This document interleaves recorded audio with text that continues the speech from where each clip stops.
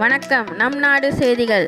Malaysia நாட்டில் Penang மாநிலத்தில் சிறப்பாக இயங்கிக் கொண்டிருக்கும் இந்து அறப்பணி வாரியம் தமிழர்களின் பாரம்பரிய கலை, கலாச்சாரம், பண்பாடுகள் அழியாமல் பாதுகாக்கும் வண்ணம், அதே வேளையில் தமிழர்கள் பழங்காலத்தில் பயன்படுத்திய பொருட்கள், ஆடை, ஆபரணங்கள், புகைப்படங்கள், பழங்காலத்தில் தமிழர்கள் பயன்படுத்திய கருவிகளை பினாங்கு இந்து அறப்பணி வாரியம் பாதுகாத்து வருகிறது.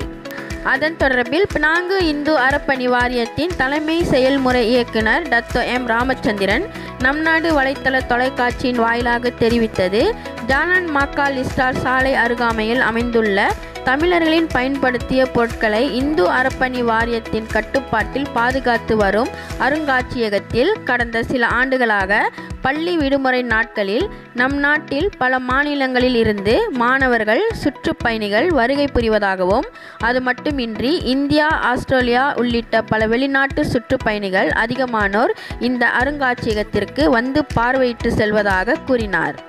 மேலும் அவர் தெரிவித்தது, தமிழர்கள் பயன்படுத்திய பிரதான பொருட்களை பாதுகாக்க பினாங்கு மாநிலத்தில் உள்ள இந்துக்கள் தம் முன்னோர்கள் பயன்படுத்திய பொருட்கள் அருங்காட்சியகத்திற்கு வழங்கி வருவதால் அருங்காட்சியகத்தில் போதுமான இடம் வசதி இல்லாததால் மேலும் அவ்விடத்தை விரிவுபடுத்தப்பட்டு வருவதாக தெரிவித்தார்.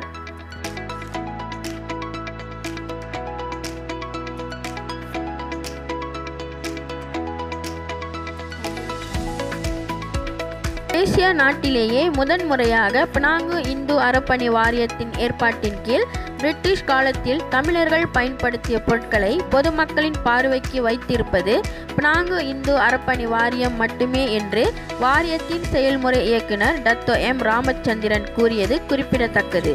நம் நாடு செய்திகளுக்காக கனிமொழி.